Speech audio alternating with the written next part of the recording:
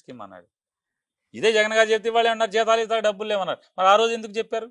మేము ముద్రిస్తాం జీతగాళ్ళని, మీరు ఉద్యోగస్తులందరినీ నెత్తి మీద పెట్టుకుంటాం, అది చేస్తాం ఇది చేస్తాం, మొత్తం మీకు నెల నెల జాబ్ క్యాలెండర్ ఇస్తా ఉన్నారు. ఏది మరి వాళ్ళు ఏం బేదరుపులు ఎందుకు? ఖజానాలో డబ్బులు లేవు. మరి అప్పు ఏమో 1,50,000 కోట్లు తెచ్చారు, 1,40,000 కోట్లు రాబడి వచ్చింది, ఆవిరైపోయింది. ఏం చేశారు? మీకు ఇంకో గమ్మత్తు, పవన్ కళ్యాణ్ గారు Guinness book of world record వెళ్ళి పల్లె పండగ అని చెప్పి నోటి పెట్టాడు. ఏది రొటీన్లో వచ్చేదే సెంట్రల్ గవర్నమెంట్ నుంచి ఎన్ఆర్జీఎస్ కింద మెటీరియల్ కాంపోనెంట్ కింద ఇచ్చే రోడ్లు. మా గవర్నమెంట్ మేము కూడా ఇచ్చాం. నా నియోజకవర్గంలో 160 కోట్ల రూపాయలు శాంక్షన్ చేశాను. దాంట్లో 60 కోట్లు 70 కోట్ల గ్రౌండ్ అయింది. మా దగ్గర అయినాయి బిల్స్ ఇచ్చినాయి 70 కోట్లు, అంటే బిల్స్ వస్తున్నాయి అనుకున్నాయి. 70 కోట్లు వరకు గ్రౌండ్ అయింది. 60 కోట్లు 70 కోట్లు. నువ్వు ఇచ్చిందంతా 24 కోట్లు కాన్స్టిట్యున్సీకి ఇచ్చావు. వారం వారం పేమెంట్ అన్నారు. 3 వారాలు ముచ్చటగా 3 వారాలు పడింది అవుట్. గ్రామ స్వరాజ్యం, బొంగు భషణం ఇవన్నీ చాలా చెప్పాడు పవన్ కళ్యాణ్ గారు. ఓ జీవో ఇచ్చాడు, ఇది ఆగస్టు 15 సంబరాలు చేయండి అని. ఏంటంటే జనరల్ ఫండ్లోకి నువ్వు ఇచ్చేదండి పర్మిషన్, జనరల్ ఫండ్లోకి ఓ జీవో. ఇంతవరకు సంవత్సర కాలంగా 15th ఫైనాన్స్ 2 కిస్తీలు పడింది, 2 క్వార్టర్లు ఆవిరి. ఒక పంచాయతీకి సబ్మిట్ చేయాలి, రెమిట్ చేయాలి. ఆ అకౌంట్ ఏంది? జగన్మోహన్ రెడ్డి గారు ఉండగా ప్రతి పంచాయతీకి, ప్రతి మండలానికి, ప్రతి జిల్లా పరిషత్కి డైరెక్ట్ అకౌంట్స్ ఇచ్చారు. సెంట్రల్ గవర్నమెంట్ డబ్బులు పడంగానే దాంట్లో ఈటాక్ అన్నట్టుగా 2 క్వార్టర్లు, ఒక క్వార్టర్ 1,600 కోట్లు చిల్లరా, ఒక క్వార్టర్లు 1,100 కోట్లు చిల్లరా, రెండు దగ్గర దగ్గర 2,800 కోట్లు ఆవిరి వాడేశారు డైవర్షను. మరి పంచాయతీలకి గ్రామ స్వరాజ్యం అన్నారు, గాంధీ గారి కళ్ళు అన్నారు, 100 మీటింగ్లు చెప్పాడు పవన్ కళ్యాణ్, పంచాయతీరాజ్ శాఖ మంత్రి. ఏడు పంచాయతీలు గ్రాంట్లు వాళ్ళ జనరల్ ఫండ్ కూడా వాడేశారు. 15th ఫైనాన్స్ వాడారు సెంట్రల్ గవర్నమెంట్ నుంచి. ఆ అకౌంట్లో ఉన్నటువంటి పంచాయతీల్లో ఉన్నటువంటి జనరల్ ఫండ్ అకౌంట్ కూడా సీజ్ చేశారు. సంవత్సరం నుంచి ఒక్క బిల్ అప్లోడ్ చేయడానికి కూడా లేదు. పంచాయతీ జనరల్ ఫండ్ సున్నం బ్లీచింగ్ కొన్నా కూడా అప్లోడ్ చేయడానికి లేదు. దారుణాతి దారుణంగా పంచాయతీరాజ్ వ్యవస్థ నిర్వీర్యం అయిపోయింది.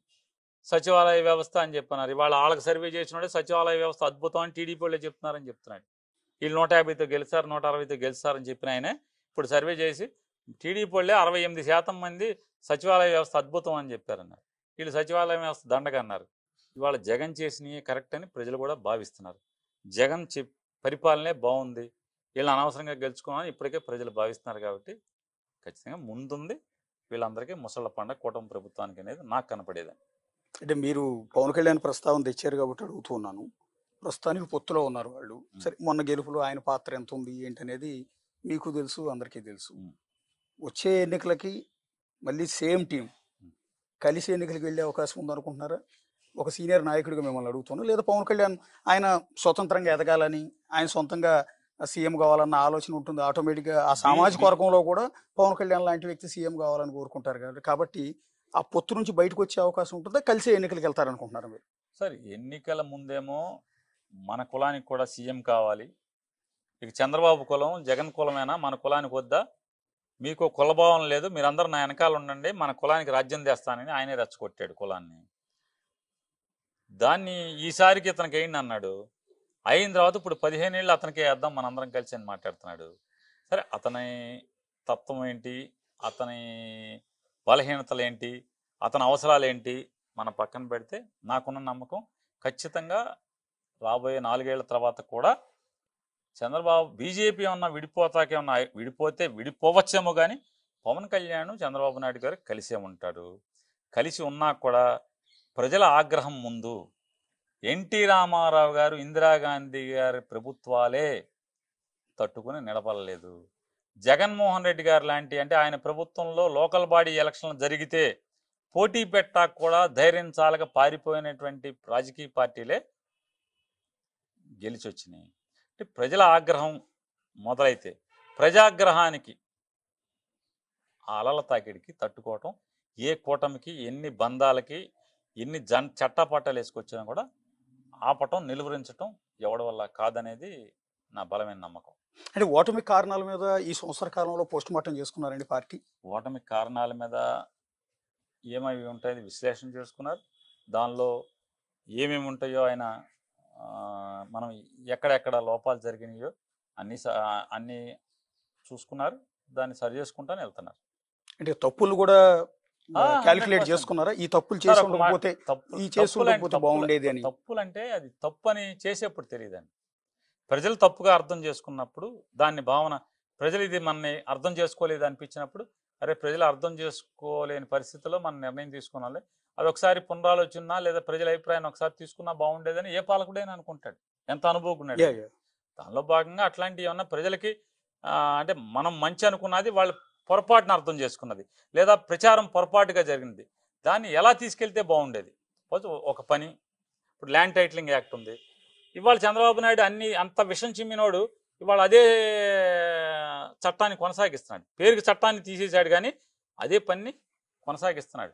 ఈరోజు జగన్మోహన్ రెడ్డి గారు ఏదైతే డ్రోన్ సిస్టంతో సర్వే చేయటం, ఎల్పిఎం ల్యాండ్ పోర్షన్ మేనేజ్మెంట్తో ఎల్పిఎంతో పెట్టి అంటే ఇదివరకు రాళ్లు పాతుకుంటేనే సరిహద్దులు, ఎక్కడో టేప్ వేసుకుని కండసెక్క ఉంటే అక్కడి నుంచి కొలుచుకుంటా వస్తే సర్వే వస్తుంది. కానీ వాళ్ళు అలా కాదు, జీపీఎస్ ఆధారంగా టెక్నాలజీ పెరిగిపోయింది, జీపీఎస్ ఆధారంగా మీ ఇంటి సరిహద్దులకి మీ భూమి సరిహద్దులకి లాంగిట్యూడ్ లాటిట్యూడ్ కొలిచేస్తున్నారు, ఫిక్స్ చేస్తున్నారు.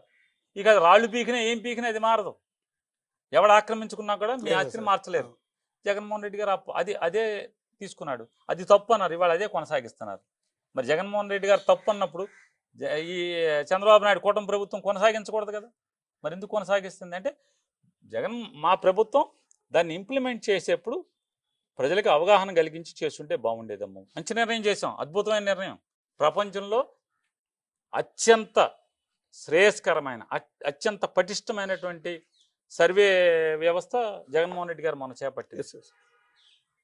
లాంగిట్యూడ్ లాటిట్యూడ్ జీపీఎస్ని ఎవరు మార్చలేరు కదా, జీపీఎస్ ద్వారా ఫిక్స్ చేస్తున్నాడు. డిస్ప్యూట్స్ అంటే జనాలకు అట్లా ప్రొజెక్ట్ కాలేదు కదా ల్యాండ్ టైటిలింగ్ యాక్ట్, మీరు చేసిన సర్వేలు ఎట్లా ప్రొజెక్ట్ అయినాయి అంటే ఏదో జగన్ గారు వాళ్ళ భూములన్నీ కూడా కొలతలు గురించి పట్టాల మీద, వాస్తవం ఏంటి? వాస్తవం కాదు, విష ప్రచారం. అంటే పట్టాల మీద నా పొలం సార్, నా పొలం నా భూమి పట్టా మీద నా పాసు పుస్తకం మీద మీ ఫోటో ఎట్లా వేస్తారు సీఎంది? సార్ అట్లా అనుకుంటే మీకు క్యాస్ట్ సర్టిఫికెట్ల మీద చంద్రబాబు ఫోటో వచ్చేది, మీ కుల సర్టిఫికెట్ మీద మీ ఆదాయం సర్టిఫికెట్ మీద చంద్రబాబు ఫోటో వచ్చేది. ఇదేంటి ఆదాయం సర్టిఫికెట్ నాది ఏంటి, మా నాన్న సంపాదన ఏంటి, దానికి సర్టిఫికెట్ చంద్రబాబు అన్న మా నాన్న జీతం ఇస్తున్నాడా అని అవును ఎప్పుడన్నా ఎవరన్నా మాట్లాడారా, ఏమన్నా ఎక్కించగలిగారా, ఎవరన్నా చెడు చెప్పారా? మా కులం ఏంటి, మా కులం ఇది, మా కుల సర్టిఫికెట్ ఎంఆర్ఓ చేసేప్పుడు ఈయనవాడు ఇంకో కులపోడు వచ్చి మా సర్టిఫికెట్ మీద ఇంకో కులపోడి ఫోటో ఏంటి అని ఎవరన్నా కులం భావించారా?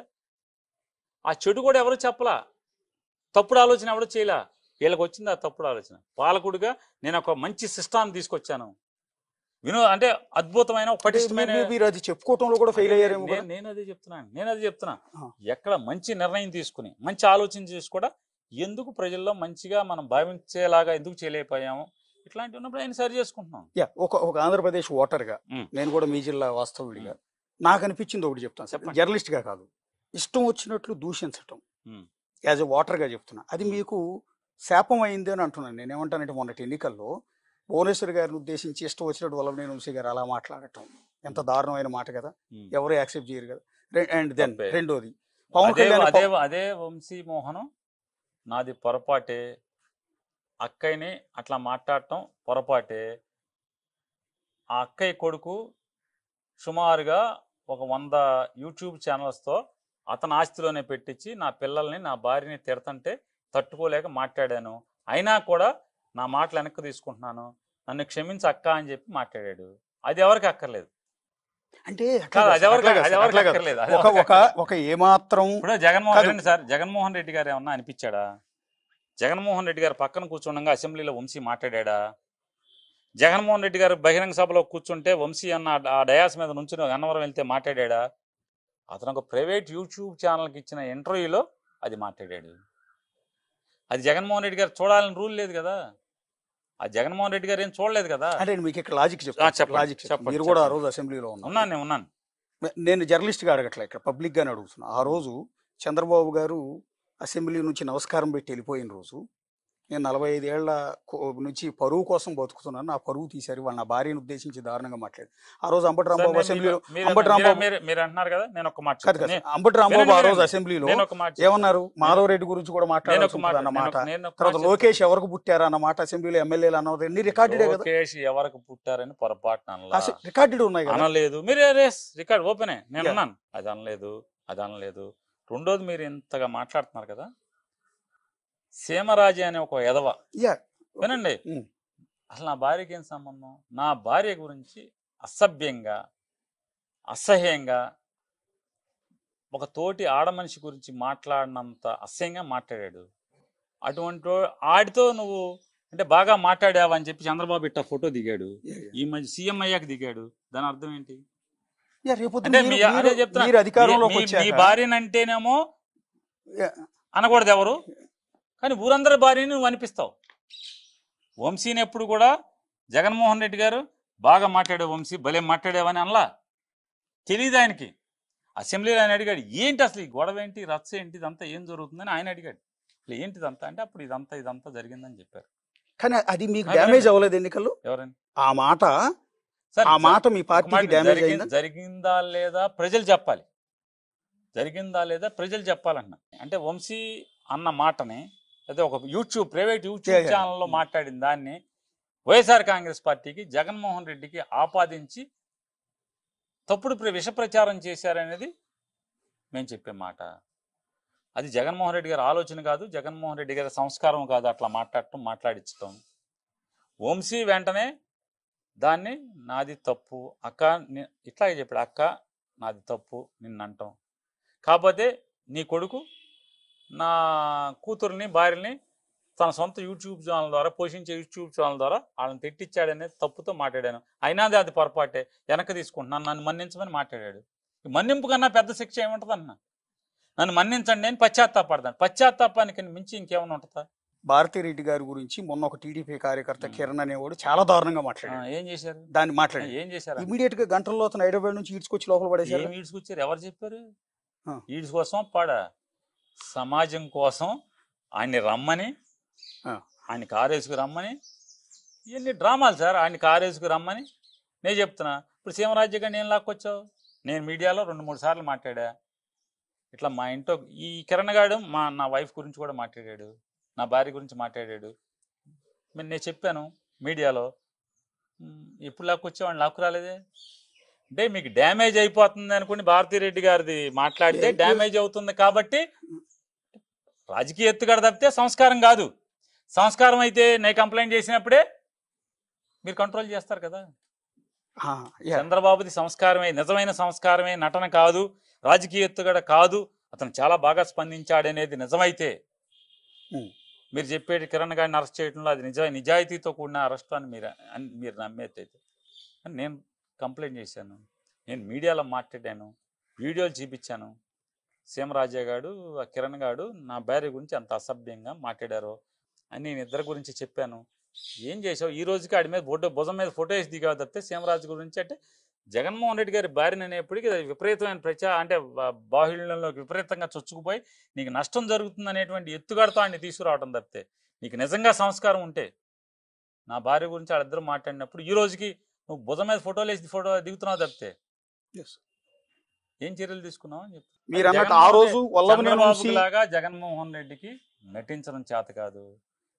ఆయన వంశీతో తిట్టించి మళ్ళీ డ్రామా ఆడతాం అతనికి చేత అయితే, నిజంగా చంద్రబాబు లాగా డ్రామా ఆడటమే నిజమైతే వంశీని దమా 4 బాది రైట్ రాసుకెళ్ళి అని చెప్పి ఇట్లాగే డ్రామా చేసేవాడు ఏదో కంట్రోల్ చేస్తుంటే బాగుండేది కదా. ఏం చెప్పాడు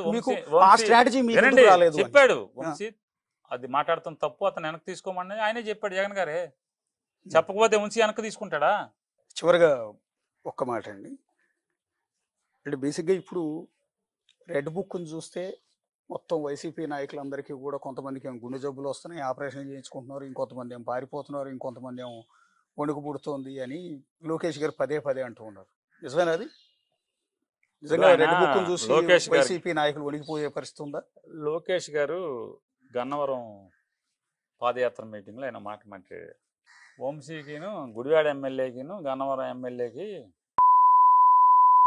నెట్ చేస్తాను గుడ్డలోడు మాకే తీసి రోడ్డు కాదు మీద కాదు ఆ, కాదు మీకు వీడియో చూసుకోండి కొడితే ఉమ్, వస్తుంది ఉమ్, అంటే వెంటనే కొడాలి నాని అన్నారు బాబు రోజు మా పని మేమే చేసుకుంటున్నారు నువ్వు వచ్చి పోయించేదేముంది రోజు మా పని మేమే చేసుకుంటున్నాం కదా ఇప్పుడు కొడాలి నానికి ఎప్పటి నుంచో ఆర్ట్ బ్లాకులు ఉన్నాయి దాన్ని అశ్రద్ధ చేశాడు అంతేగాని ఒక్కసారి మూసుకుపోతాయి ఏంటి అమ్ము లోకేష్ పుస్తకం వచ్చిందని చెప్పని మొత్తం రక్తాణాలు మూసుకుపోతాయా డ్రామాగా నాటకీయంగా బాగానే ఉంటాయి డైలాగులు కానీ వాస్తవం సైన్స్ ఏంటి బ్లడ్లో కొలెస్ట్రాల్ కొంచెం కొంచెం కొంచెం కొంచెం కొంచెం కొంచెం పేరుకుని పేరుకుని పేరుకుని పేరుకుని ఒక 15 ఏళ్లకో 20 ఏళ్లకో పట్టించుకోకుండా నువ్వు మందులు వాడకుండా ఉంటే స్టాటిన్ అంటే స్టాటిన్ అంటారు స్టాటిన్ వేసుకుంటే గడ్డగడతం తగ్గుద్ది రక్తం పలచబడే మాత్రలు వేయాలి యాస్పిరిన్ వేయాలి స్టాటిన్ వేయాలి ఈ 2 ట్యాబ్లెట్లు కంటిన్యూస్గా జాగ్రత్తగా వేస్తా ఎక్సర్సైజ్ చేస్తున్నాం అనుకోండి ఆటోమేటిక్గా దానికి సమాంతరంగా కొత్త వేళ్ళు పాకుతాయి కొత్త నరాలు వస్తాయి